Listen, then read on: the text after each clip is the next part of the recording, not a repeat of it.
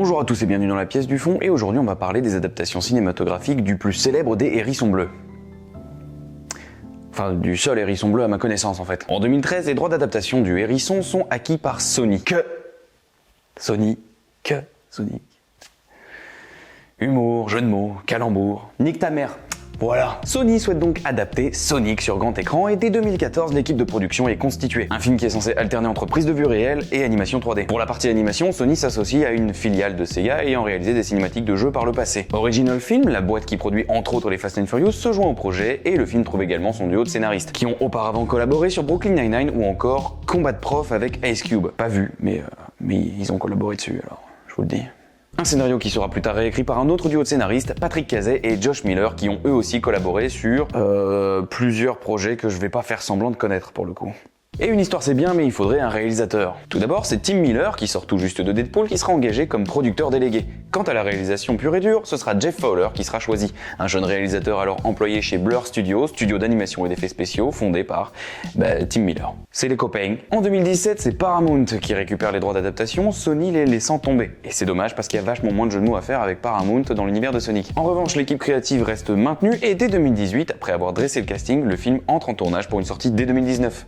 Finalement repoussé en 2020 pour des raisons que vous connaissez sûrement. Miaou.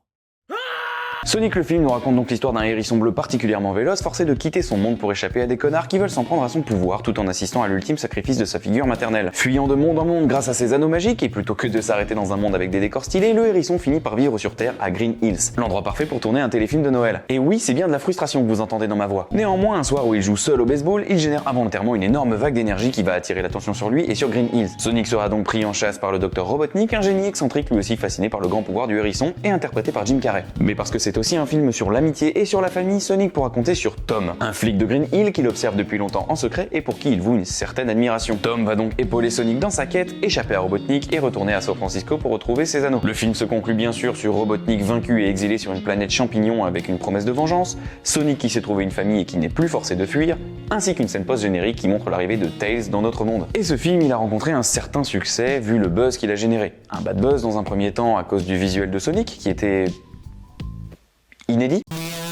Puis un buzz plus positif lorsque le visuel a été corrigé. Et bien sûr, il y a des gens pour qui tout ça a été fait exprès, qui pensent que le visuel final était prêt depuis le début et qu'en fait c'était juste un énorme coup marketing. Alors moi je pense pas, vu les images du making-of et la marionnette utilisée pour les axes regards, mais si c'est vraiment le cas, écoutez, c'est une excellente stratégie marketing. Visiblement. Toujours est-il que le film doit grandement sa notoriété au buzz qu'il a généré. Un point qui me chagrine un petit peu parce que, et ce n'est que mon avis, je pense que les studios n'ont pas à écouter les fans sur ce genre de truc. Je pense que la volonté créative est censée primer sur ce que veut l'audience. Encore une fois, ce n'est que mon avis et je ne l'impose pas. Ça change pas non plus le fait que le design initial était mauvais.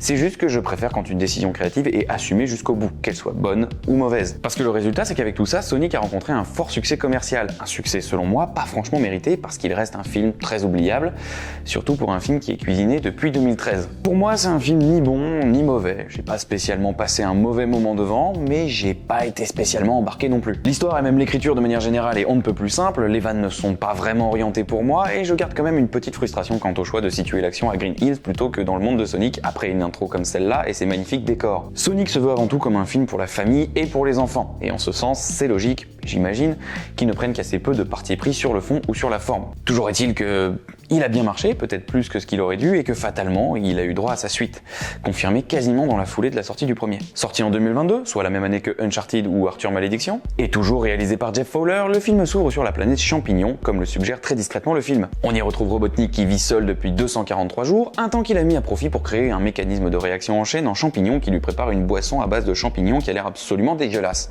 On constate très vite qu'à vivre seul et à consommer du champi H24, Robotnik a légèrement perdu la boule. Néanmoins, il a confectionné une machine qui l'alimente avec un pic de Sonic et qui envoie une vague d'énergie censée attirer du monde de quelque part, ce qui constituerait pour lui une porte de sortie de la planète champignon. Alors est-ce que ça marche? Ça marche pas? On est à 3 minutes 30 de film, donc on espère plutôt que ça marche. Et bien sûr que ça marche. Des mecs ouvrent alors le portail et, feignant l'inconscience, Robotnik les défonce grâce à des pièges faits maison, comme dans le final de Predator de 1987. Donc c'est réaliste. Savourant sa victoire, il fonce au portail sans même être sûr de là où il mène, mais tombe nez à nez avec la raison pour laquelle j'ai lancé ce film, le fameux personnage de Knuckles. J'adore ce personnage. Et hop, un titre de film géant fait son apparition. Retour sur Terre, à Seattle pour être plus précis, où une camionnette est poursuivie par la police. À bord, des brigands en cagoule lancent des explosifs sur les flics, qui témoignent quand même d'un taux de criminalité assez élevé, effectivement. Tout ça sous le regard de notre héros qui se prépare sur de la musique cool. Sonic rattrape la camionnette et en reprend le contrôle. Dans l'idée, parce que dans les faits, le temps de faire une petite ref à Batman. Tu as devant toi le grand héros qu'il te faut et le grand héros que tu mérites. Et on comprend très vite que Sonic ne gère absolument rien du tout en tant que héros. C'est merde sur merde. À un moment critique, Sonic se rend compte qu'il fonce droit sur une terrasse et impossible pour lui de freiner. Donc pour s'arrêter, il va choper un déboulonneur, je sais pas comment on appelle cet outil, un truc qui fait... Je m'en occupe, allez au boulon. Ta gueule. Et il va démonter tout le véhicule à grande vitesse pour éviter l'impact. Quitte à faire ça, est-ce qu'il valait pas mieux juste démonter les 4 roues, ou est-ce que c'était vraiment nécessaire de tout démonter? Oui, je sais, je me prends la tête, c'est un film pour enfants, mais c'est plus fort que moi. Bon, maintenant qu'il a foutu le bordel dans tout un quartier... T'es nul comme héros! Sonic peut rentrer dans son petit bled de Green Hills. On comprend alors, grâce à une blague de paix trop longue, que Sonic a fait le mur pour aller jouer les justiciers vu que Tom lui interdit, prétextant qu'il n'est pas encore prêt et qu'un grand pouvoir implique de faire gaffe à qu'est-ce qu'on fait. Tu te prends pour qui, Batman? Blue Justice. Tu as détruit tout un quartier, c'est pas rien. Mais il était tout nul ce quartier, on s'en fiche. Mais je suis censé développer de l'empathie pour ce fils de... Plus tard, Tom et sa femme s'en vont à Hawaï grâce à un des anneaux de Sonic pour aller à un mariage. Bon, sur le coup, je vous avoue que je m'en tape. Mais il y a un chien avec des lunettes de soleil dans cette scène, et donc ça la rend digne d'intérêt. Sonic leur donne un autre anneau pour le retour, il passe le portail, et ciao, bonnes vacances. S'ensuit un montage qui nous montre le hérisson retourner la baraque comme le ferait n'importe quel gosse qui est à la maison pour lui tout seul. Enfin, n'importe quel gosse doué de super vitesse quoi. On est d'accord que quand moi je le faisais, ça ressemblait pas tout à fait à ça. Non loin de là, un portail s'ouvre et c'est Tails qui le franchit, faisant écho à la scène post-générique du premier film. Suivant son scanner, Tails est bien sûr à la recherche de Sonic. Et pendant ce temps, à Hawaï, Tom va faire la connaissance du futur marié, et oui, c'est le mec d'Esprit criminel. Enfin, moi je le connais vaguement que pour ça en tout cas. Sa future femme, Rachel, elle était déjà dans le premier film, même si j'en avais aucun souvenir, et c'est elle que Tom a ligoté à une chaise au moment où elle pète un plomb parce qu'elle découvre l'existence de Sonic. Et on comprend que... elle l'a encore là quoi, hein. Elle a son petit caractère quoi. Super. Oh, si tu fous le souk à mon mariage, je te casse en deux. Oui, alors moi aussi en lançant le film, je me suis dit qu'il partait à Hawaï pour laisser plus de place à Sonic dans l'histoire et que c'était juste un prétexte, mais non, on va vraiment suivre leur storyline à Hawaï. Et donc la dynamique qui s'installe dans ce segment de l'histoire, c'est que Tom va marcher sur des œufs pour se faire bien voir de Rachel, pour ne pas ruiner le mariage et pour s'intégrer à la bande de copains du marié. Avouez que vous aussi, quand vous êtes sorti du premier film, vous vous êtes dit « Ah, c'est pas mal, mais ça manque de passages un peu genre mon beau-père et moi quoi ». Bon, c'est bien beau tout ça, mais retour au vrai scénario, Robotnik est de retour. Qu'à cela ne tienne, Sonic va lui bousiller sa race. Mais c'était sans compter sur le guest de Robotnik, Monsieur Phalange himself. Bon, et là, bien sûr, Sonic se fait éclater. Du coup, il décide de sortir les grands moyens et de foncer sur Knuckles avec son meilleur spin dash. Et c'est super stylé. Ne vous laissez pas distraire par les étoiles dans mes yeux, hein, je suis tout à fait objectif. On comprend alors que la motivation de Knuckles pour retrouver Sonic est personnelle, puisque son peuple et celui qui protégeait Sonic se sont longtemps livrés une guerre ayant malheureusement mené à l'extinction des Équidnés. Équidnés, c'est l'espèce de Knuckles, du coup, qu'on avait aperçu au début du premier film. Et en vrai, ça ressemble à ça. Knuckles demande donc à Sonic d'où qu'elle est l'émeraude mère, et plutôt que de répondre dans ton cul, comme l'aurait fait n'importe quelle personne mature, il répond qu'il ne sait pas. Parce qu'il sait pas. Tails débarque alors de nulle part et fonce sur Knuckles en voiture, permettant au héros de prendre la fuite. Oh mais non, vous pouvez pas me livrer un truc aussi badass pour qu'il se fasse torcher par une voiture juste après. Il est balèze ou il l'est pas, merde. Tails explique alors le scénario à Sonic. Knuckles, les équidnés, l'émeraude mère, tout ça. Pour se débarrasser de Knuckles qui leur colle au train, Tails jette la voiture dans un ravin et se sauve en volant. Parce que lui, il peut voler. Attends, je rêve, t'es devenu un fessier-coptère? Un fessier-coptère. Y'a que Sonic le hérisson qui pouvait trouver un truc pareil. Robotnik arrive sur les lieux et grâce à son gant qui fait blip bloop, il contacte son ancien larbin. Légèrement nostalgique puisqu'il en est rendu à dessiner le portrait du docteur Robotnik dans la mousse du café de son Starbucks là. Avec toutes les fanfictions homo-érotiques qui existent sur l'univers de Sonic, je serais surpris, très surpris qu'il n'en existe pas un entre Robotnik et ce mec. Le larbin, heureux de retrouver Robotnik, lui largue alors son gros matos. Abonnez-vous pour plus de sous-entendus homo-érotiques. Maintenant que Robotnik a fait peau neuve en sortant littéralement de son œuf, il revient sur un détail qui le titille légèrement, l'émeraude. Ayant entendu Knuckles parler d'une émeraude au pouvoir infini, Robotnik souhaite évidemment s'en emparer et pour ça, il va bien sûr se servir de Knuckles. Parce que Knuckles ici, il est con. Enfin, il est très littéral, disons. Vous voyez Drax dans Les Gardiens de la Galaxie, qui a pas de second degré, qui ne capte pas le sens des expressions? Et ben vous prenez ça, vous mettez le potard à 11 et vous avez Knuckles. Donc, quand bien même Robotnik prévoit de se servir de lui et de le trahir à la même occasion, et que c'est genre évident, Knuckles lui donne toute sa confiance. C'est un gros con. Une fois à l'abri, Sonic ressort alors la carte que l'oncle lui avait donnée dans le premier film et qu'il utilise jusqu'ici comme étui à plumes. Et c'est une très jolie plume, hein, je dis pas le contraire. Enfin, ça fait un peu carte au trésor quand même. Eh ben en fait, c'est une carte au trésor. Mais non. Ouais, et genre pas qu'un peu. Hein. C'est une carte magique qui génère des hologrammes magique et qui ne choisit que les moments critiques pour s'activer. La carte trésor magique nous explique, et là vous n'y croirez pas, que l'émeraude mer, déjà elle existe et qu'en plus elle est sur Terre. Mais non. Mon cher Sonic, tu es la plus généreuse des créatures que j'ai connues. Mais il était tout nul ce quartier, on s'en fiche. Elle, l'émeraude mer, quel est son pouvoir exactement? Et ben en fait elle peut transformer toute pensée en réalité. Donc c'est pas du petit trésor. Hein. Ça valait peut-être le coup de faire un peu plus attention à ce qui est écrit sur la carte plutôt que de t'en servir comme étui à plumes. Et donc d'après la carte... Le premier indice se trouve en Sibérie. Attends, mais en fait elle est parfaitement lisible cette carte.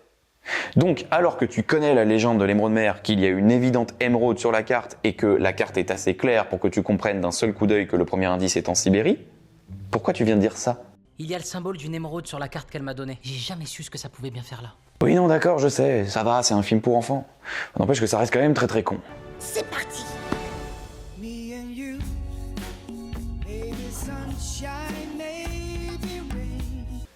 Ok, c'est bon, j'en ai rien à foutre, il y a forcément des fanfictions homo-érotiques sur ces deux-là. Et non, j'ai pas cherché sur internet, parce que si vous voulez vraiment savoir, j'ai peur de trouver ce que je cherche.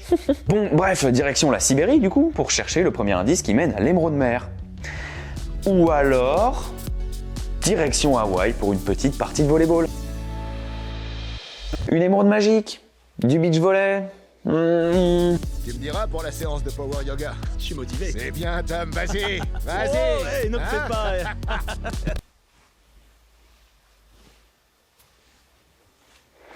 Allez vous faire foutre. Tous les deux.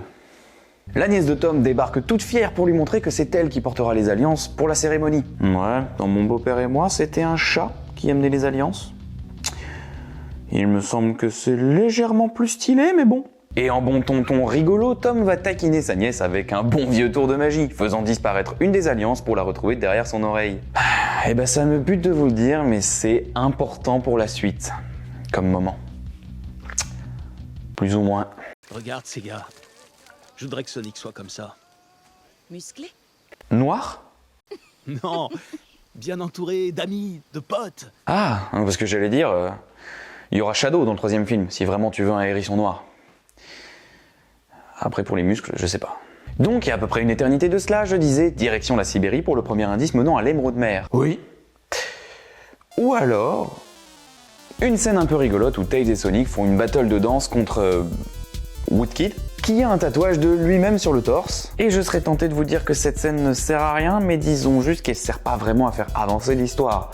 C'est plutôt là juste pour être un peu rigolo, quoi. Et comme l'humour c'est subjectif, et que le film s'adresse avant tout à des gosses, disons juste que j'ai pas été le public cible pendant environ 10 minutes. Ouais, parce que le mec a mis tous ses points de compétence dans la danse traditionnelle de Sibérie, hein. En revanche, bouger en rythme sur Uptown Funk de Bruno Mars, ça il est pas capable. Donc une fois la battle finie, Tails se dévoile un peu et nous apprend qu'il souffre de discrimination dans son village à cause de ses deux queues. Comme quoi on vient pas de la même planète, mais on a les mêmes problèmes. La discrimination, je veux dire, en général. Sur Terre, on a aussi de la discrimination. Le problème de la double queue, c'est plus rare, je crois. Et une fois de plus, le film nous montre qu'il est conscient des fanfictions homo-érotiques que la licence génère. Ouh. Le lendemain, et en suivant enfin la carte, il trouve la porte d'un temple orné d'une tête de chouette avec tout plein de scénarios imprimés sur les murs. Après un casse-tête que je qualifierais de léger, ils reçoivent leur premier indice, une boussole. Ils sont rattrapés par les méchants, Sonic fait une ref au professeur X parce qu'ils ont les droits, et maintenant, qu'est-ce que vous diriez d'une scène de snowboard qui rend hommage aux jeux vidéo, ça vous tenterait? Allez. Ça c'est nouveau. Et une ref au MCU, ça vous tenterait? Allez. Oh génial, le soldat de l'hiver. Et une scène en slow motion qui fait référence à X-Men comme le faisait le premier film, ça vous dirait? Allez.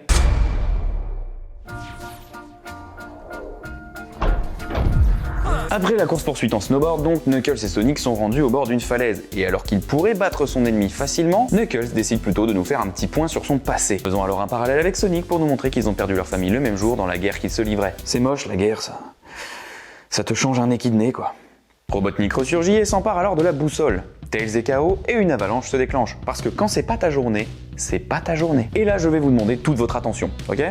Parce qu'on retourne à Hawaï, et croyez-moi, on n'y retourne pas pour être déçu. C'est la cérémonie de mariage entre Rachel et Randall. Bon, jusqu'ici, on est d'accord, on s'en branle. En arrière-plan, il y a un setup qui passe avec une banderole, et au sol, ça se marie, ça s'échange des alliances, tout ça, enfin comme dans un mariage quoi. Et Sonic, qui est dans la merde jusqu'au cou, je le rappelle, décide d'appeler Tom pour avoir son aide.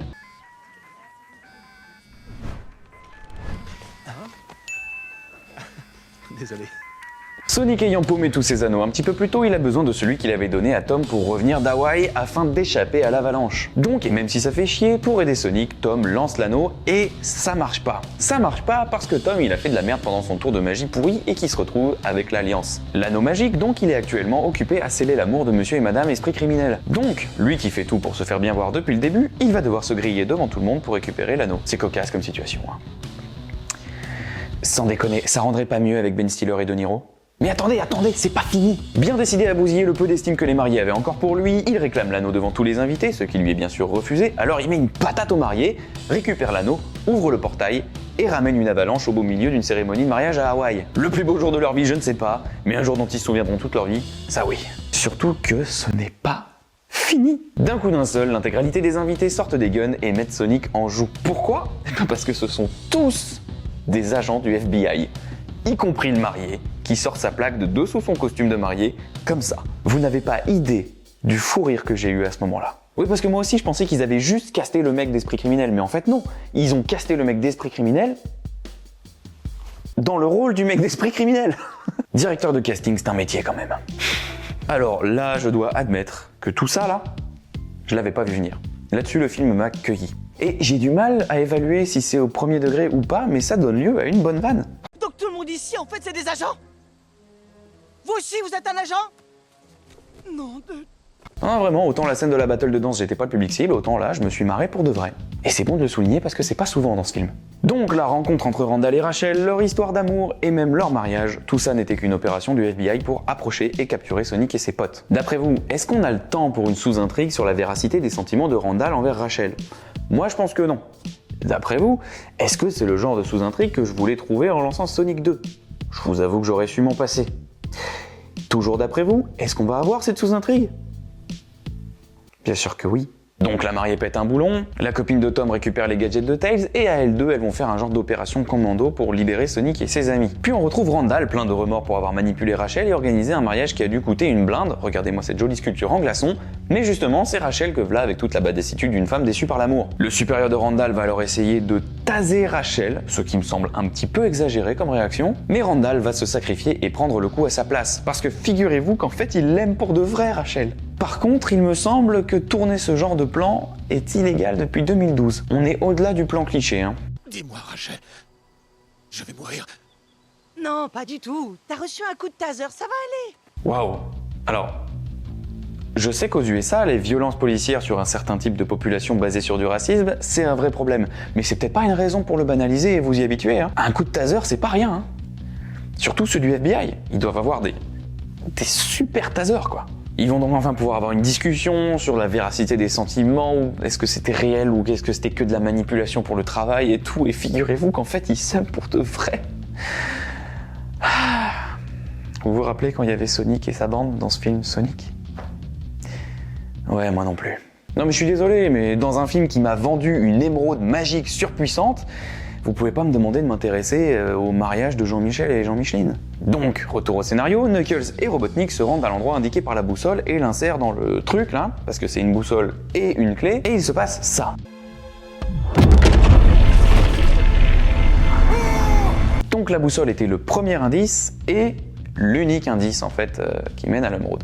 Donc prochaine étape, l'émeraude. Ou alors, une scène un petit peu rigolote où l'idiot du village arrête le larbin de Robotnik. Franchement, un moment de comédie indispensable. Retour à l'émeraude.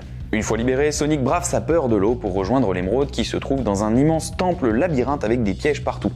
Enfin un décor un peu plus dépaysant que Green Hills ou même Hawaï. Robotnik et Knuckles arrivent en premier à l'émeraude et ils sont très vite rejoints par Sonic. Du coup, combat entre le hérisson et l'équidné ? Ouais, un combat dont Robotnik profite pour s'emparer de l'émeraude. Enfin, avant, bien sûr, il va faire un speech interminable à Knuckles que je résumerai en... Un speech qui laisserait facilement le temps à nos deux amis doués de super vitesse d'agir si seulement ils... Robotnik s'empare de l'émeraude. Le temple s'effondre parce que l'émeraude était porteuse, Sonic sauve Knuckles parce qu'il est gentil, référence au jeu vidéo, Knuckles sauve Sonic parce qu'il est aussi gentil, discussion sur l'amitié entre gens gentils, et Tails débarque avec son payoff. Et ouais, qui l'eût cru.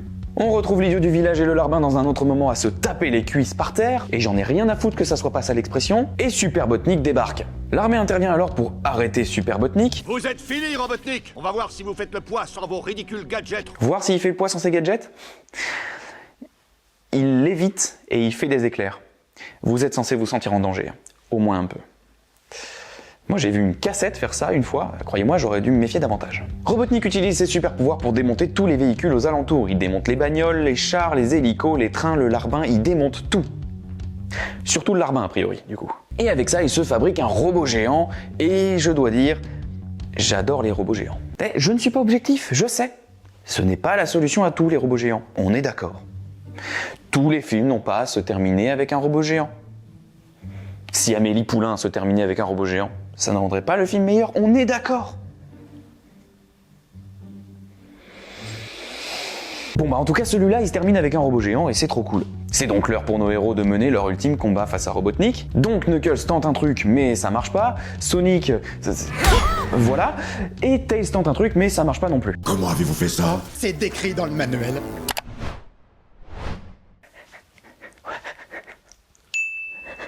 Nos héros élaborent une stratégie pour vaincre Robotnik. Attirer son attention avec Sonic pendant que les autres attaquent. Il fallait bien 3 cerveaux pour le trouver ce plan-là. Hein. Par la suite, on va avoir une plutôt bonne vanne. D'abord Green Hills, puis l'univers, puis le multivers, puis qui sait, ça suffira peut-être. Je le souligne parce que les bonnes vannes, ça court pas les rues dans ce film. Rocket crâne de nez. Qu'est-ce que je disais? Knuckles parvient alors à entrer dans le robot et à attaquer Robotnik en le séparant alors de l'émeraude. Knuckles est face à un être qui possède un pouvoir magique infini. Sa solution c'est de taper dessus très fort. Et ça marche. Donc là, vous arrivez dans la salle du trône, ok? Et vous tombez sur Agaroth le Destructeur, seigneur des âmes déchues, maître du 7e cercle des enfers, mais qu'on nomme aussi le mangeur de rêves, ou encore le cauchemar des dieux, ou qu'on nomme plus simplement Patrick. Ça fait peur. Et comme vous avez un bonus de sensibilité à la magie, vous sentez tout de suite qu'il est en possession de la toute-puissante amulette du destin. Que faites-vous? Je lui latte les couilles. Plaît-il? Je lui fracasse sa mère à grands coups de masse dans les burnes. Bah non. Mais si. Oui d'accord, mais non, c'est le perso le plus puissant du jeu, il est en possession de l'artefact le plus puissant du jeu, tu peux pas juste faire ça quoi. Bah si. Arrête ça. Mais c'est le jeu, moi j'y peux rien. Et... je frappe tellement fort... je lui prends l'amulette au passage.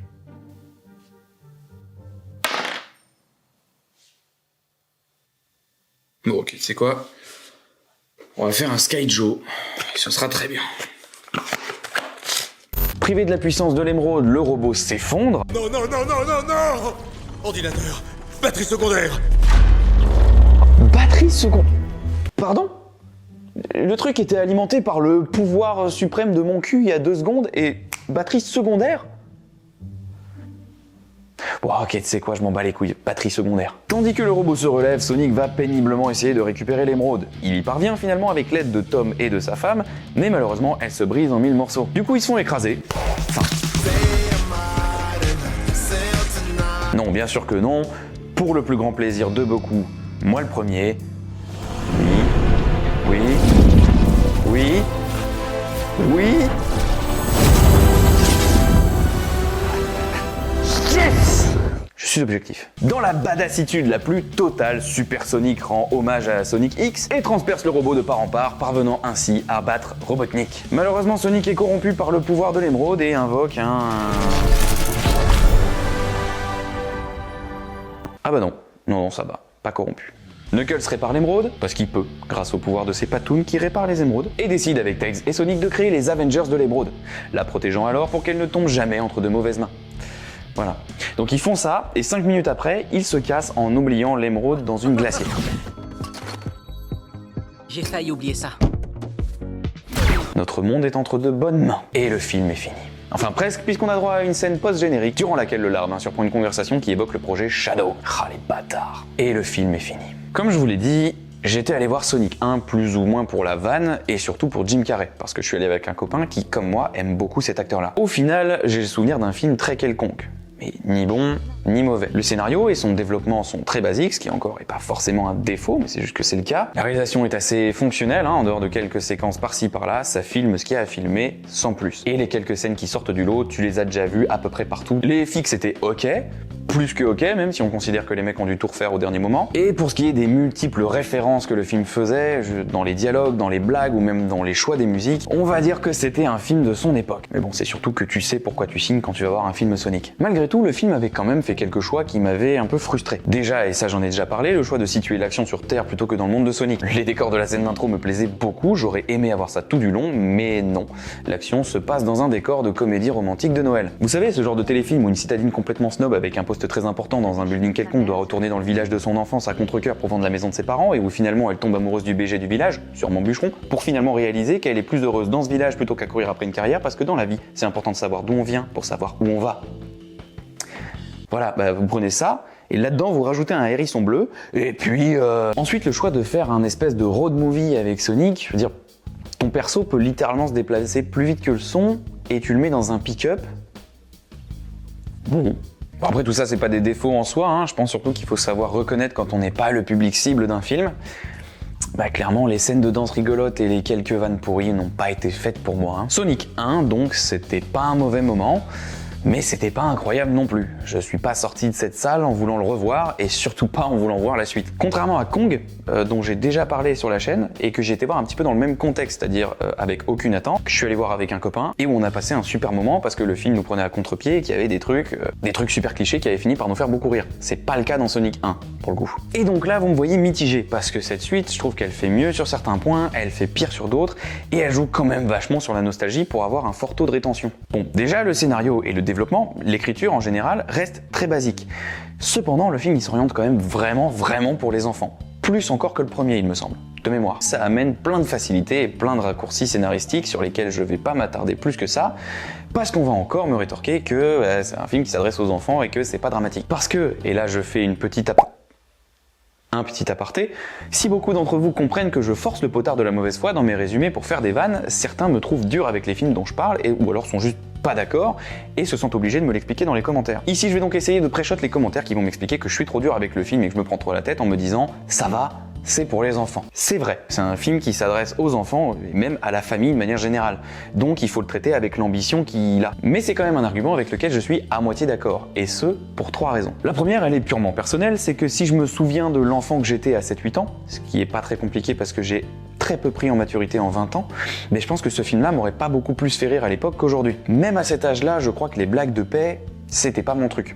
Je sais que même parmi les adultes, il y en a que ça fait beaucoup rire, les blagues de paix, j'ai aucun problème avec ça, mais c'est juste pour dire que c'est pour les enfants, ça veut un peu tout dire et rien dire finalement. Et d'ailleurs, la blague de paix, c'est pas tellement qu'elle est pas drôle, c'est que je la trouve trop longue. La deuxième raison, c'est que si c'est pour les enfants, t'es censé être 2 fois plus exigeant concernant la qualité de ton film, parce que cibler les enfants, c'est cibler un public à l'âge où il forge son esprit créatif et où il apprend à aimer des trucs ou non. Et tu peux complètement faire un film pour enfants qui fait tout sérieusement. Pixar fait ça très bien, des films avec plusieurs niveaux de lecture qui s'adressent à tous sans jouer la facilité. Donc oui, Sonic 2 a des défauts, c'est pas dramatique, ça en fait pas une merde sans nom, mais ils sont là. Et s'ils sont là, c'est pas parce que c'est pour les enfants, c'est parce que quelqu'un a décidé de ne pas combler les trous, sûrement en se disant lui-même qu'on s'en tape parce que c'est pour les enfants.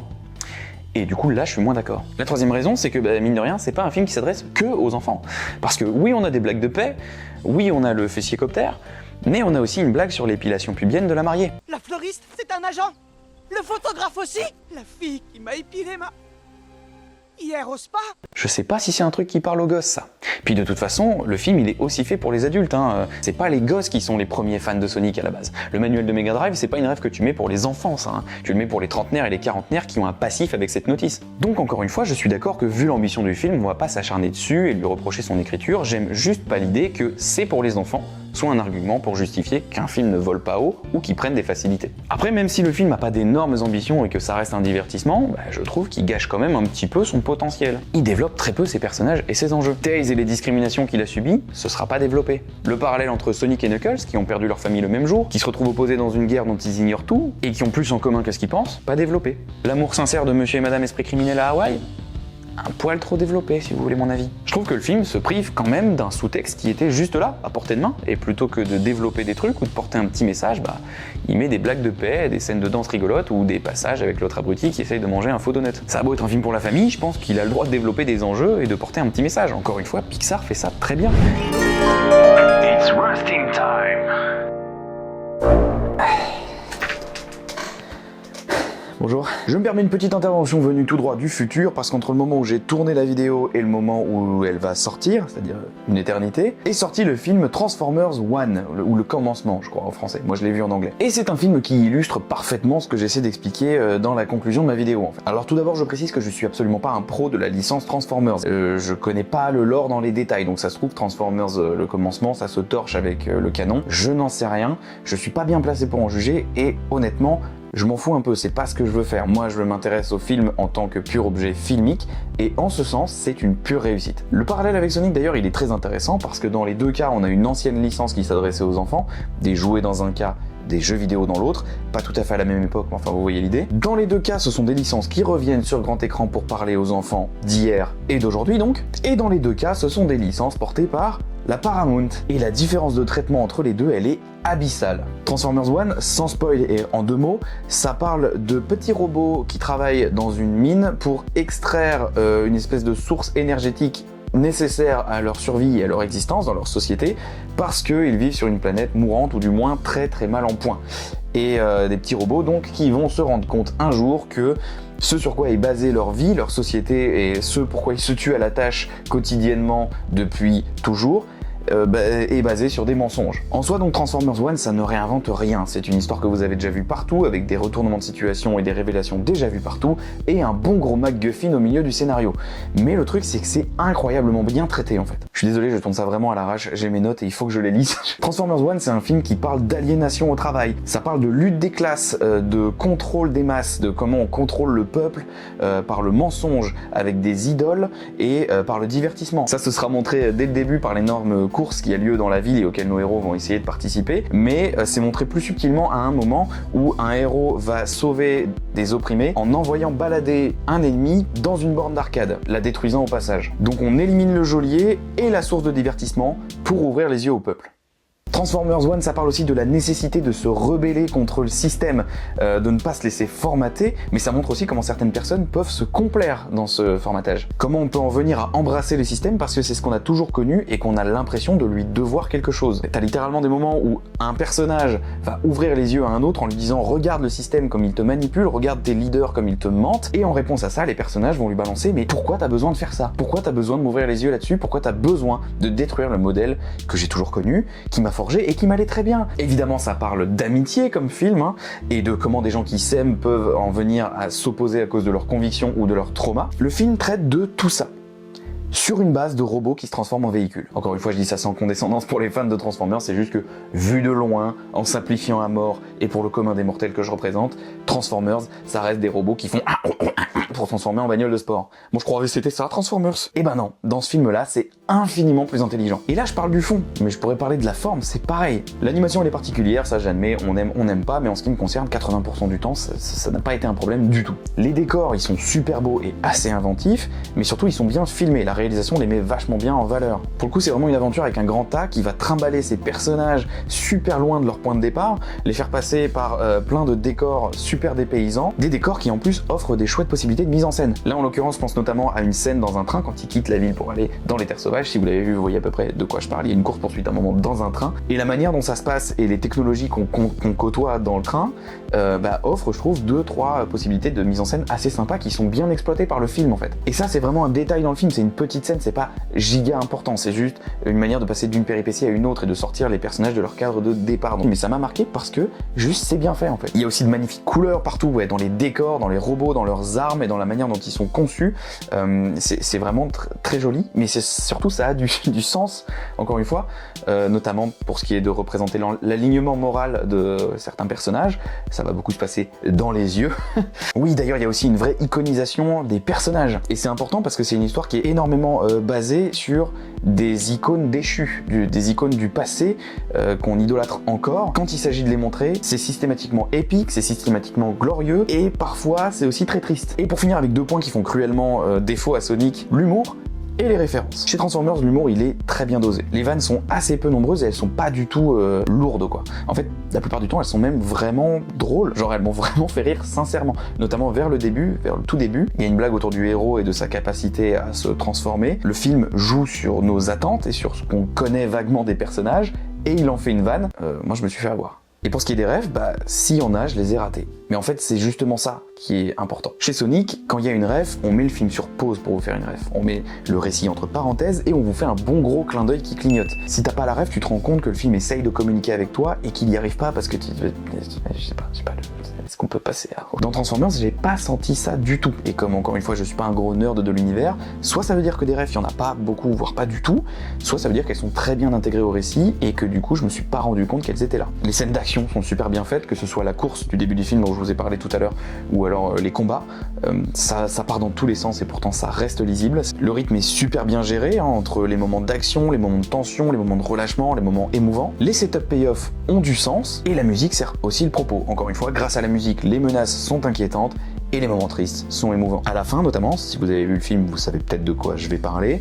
Si vous l'avez pas vu, c'est plus ou moins un film sur une amitié qui se déchire, donc vous pouvez à peu près imaginer ce qui se passe à la fin. Mais à la fin, il y a un des personnages qui balance une réplique, très courte, très significative, et après il se passe un truc. Et cette scène est incroyable. Touchante, épique en même temps, sans déconner, c'est incroyable. Grâce à la musique, grâce à la réalisation, grâce au montage alterné, grâce à l'utilisation des ralentis, grâce au design des personnages aussi, qui prend vraiment tout son sens à ce moment-là, grâce à des outils de cinéma, ce moment-là est touchant. Parce qu'encore une fois, je le rappelle, Transformers, moi, je m'en fous. C'est pas la nostalgie qui parle là. J'ai pas d'affect avec Optimus Prime ou avec Megatron, Bumblebee ou les autres. Mais le film, il arrive à vous faire développer de l'empathie pour ces personnages, et le moment voulu, il t'arrache une petite larme. Transformers One fait tout ce que j'aurais aimé voir chez Sonic. Là où Sonic me retient et me fait réagir grâce à la nostalgie, Transformers One le fait grâce à des outils de cinéma et de narration. Oui, voir Super Sonic apparaître, ça me fait grave plaisir, ça me fait me lever de ma chaise parce que je suis un gros nostalgique, mais ça ne vaut absolument rien face à ce qu'arrive à construire Transformers grâce à son récit et au dépaysement qu'il propose. Encore une fois, je garde une grosse frustration de ce manque de dépaysement chez Sonic. Donc voilà, encore une fois, je ne veux pas faire un procès excessif à Sonic 2, c'est juste que Transformers, c'est pour moi l'occasion de finir cette vidéo avec une ouverture un peu plus récente que simplement vous dire « Regardez les Pixar, ça c'était des bons films d'animation qui prennent pas les enfants pour des cons ». Non, il y a aussi Transformers One, c'est plus récent, ça s'adresse aux enfants d'hier et d'aujourd'hui sans prendre personne pour un con et avec plusieurs niveaux de lecture. Je vous conseille vraiment de regarder Transformers One, c'est vraiment un super bon film d'animation et vous verrez très vite en retournant chez Sonic qu'il y en a quand même un des deux qui a fait ses devoirs plus sérieusement que l'autre. Il fait un démarrage beaucoup plus tranquille, il suscite visiblement beaucoup moins d'intérêt, c'est dommage parce que des deux, je trouve que c'est celui qui mérite 100 fois plus d'intérêt quoi. Et il faut dire qu'il est pas aidé par sa com parce que la bande-annonce vend très mal le film. Elle s'attarde beaucoup sur les vannes, sur l'humour et elle vend vachement le film comme ça alors que ça reflète vraiment pas l'identité finale du film. Voilà, donc à la base je voulais faire toute une conclusion pour dire que Sonic 2 pour moi c'est un peu comme Sonic 1, c'est pas aberrant mais c'est pas non plus un film incroyable. Finalement cette conclusion elle sera là pour vous dire regardez Transformers One, même si je sais qu'il y aura un Jean-Kévin dans les commentaires pour me dire oui mais moi je préfère Sonic parce que Sonic c'est quand même vachement mieux et t'es de mauvaise foi et tu critiques le film. C'est quand même fou de faire un film à ça. Merci Jean-Kévin, merci de ton passage. Lelgo et moi te remercions. Tu peux rentrer chez toi maintenant. Pour les autres, regardez Transformers One. Et Sonic aussi si vous voulez. Regardez les deux. On est dans un pays libre après tout. C'était votre instant rustine sur Transformers One. Bon retour à Sonic 2. Un fessier copter. Il est con ce hérisson.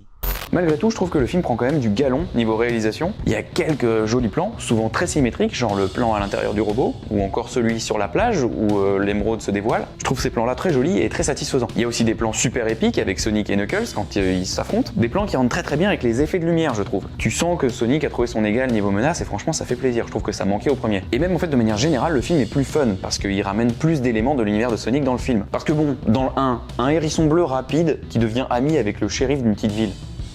Ça tient pas debout 2 minutes. Alors qu'un hérisson bleu avec un équidné rouge, un renard à 2 queues et une émeraude magique, là ça fait sens. Globalement, ramener ces éléments-là, ça fait que le film il assume plus son délire. Et Sonic, pour moi, c'est un peu comme Mario, c'est trop cramé pour que t'essayes de le rationaliser. Faut jouer le délire à fond pour que ça marche. Et là, le fait que Sonic côtoie d'autres personnages comme lui, bah, je trouve que ça marche mieux. Même le design du robot de Robotnik, à la fin, tu sens que le film se débride un peu et ça fait plaisir. C'est d'ailleurs mon principal souci avec les scènes à Hawaï, je trouve qu'elles pètent le rythme et le ton. Elles sont beaucoup trop ancrées dans la réalité. Mais en dehors de ça, je trouve que l'aventure reste plus fun à suivre dans son ensemble. Plus fun, mais pas incroyable non plus, donc avec quoi le film nous retient ? Bah avec la nostalgie. C'est évidemment l'arme principale d'un film comme ça, le fait de jouer avec vos souvenirs. Je pense que c'est aussi parce que les mecs sont conscients que vous vous êtes tapé 10 Miraculous et 50 pas de patrouille cette année, donc ils mettent des rêves pour que le film parle aux enfants et aux parents, quoi. Et les rêves dans ce film-là, bah à la fois elles sont forcées et à la fois c'est de bonne guerre, parce que c'est un film Sonic, quoi. Bon, par contre avec des rêves pareils, je doute que le film vieillisse très bien, parce que les rêves à Fortnite et Winter Soldier, je suis pas sûr. On a Knuckles, que j'étais très content de retrouver, le Super Sonic, que j'étais très content de retrouver, et le teaser de Shadows, que je vais être très content de retrouver. Jim Carrey lui-même, quand t'as grandi avec, ça fait très plaisir de le revoir, même si je l'ai trouvé moins en roue libre dans le 1, c'est dire. Et même niveau doublage, on retrouve la VF de Tails dans Sonic X, ce qui fait toujours plaisir. Et pour pousser le truc de la nostalgie un peu plus loin, la VF de Knuckles, c'est la même que Hamid Amaru dans Shaman King. Donc là, c'est peut-être que pour moi, mais enfin, que voulez-vous, quand t'as un affect avec une voix. D'ailleurs, et tant qu'on parle de doublage, c'est Malik Bentala qui double Sonic en français, comme dans le premier. Et moi, j'ai rien contre Malik Bentala, c'est un acteur que j'aime plutôt bien, mais faut croire que le doublage, c'est un exercice plus compliqué parce que...